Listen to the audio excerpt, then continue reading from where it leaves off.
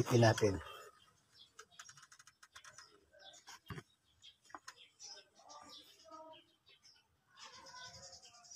Yun, yung tensioner niya hindi pa nakasipa.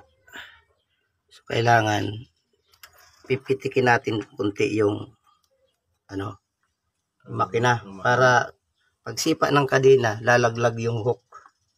Ihigpit na. Kunti lang. Ilum lang. Isang isang segundo lang.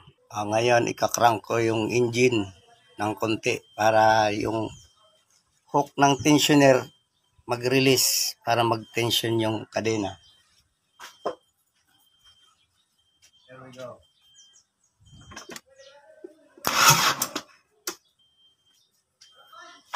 Yun. Ayan, tingnan natin kung nag-higpit na yung tensioner.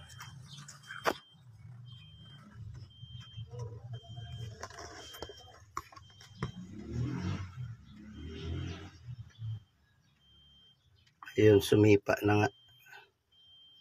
Sumipa na yung tensioner niya.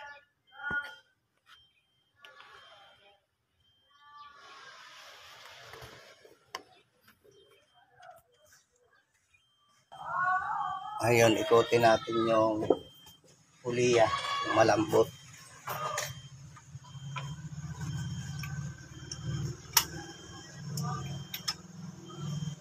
Okay, lambot.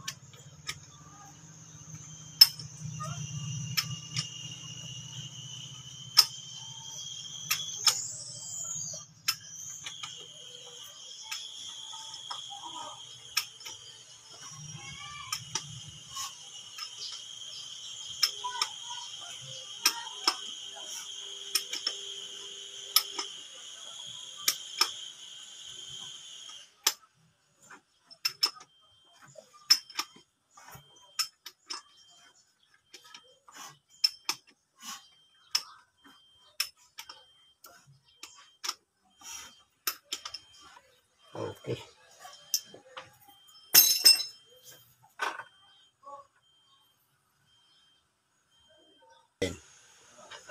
Sige. Sige lang.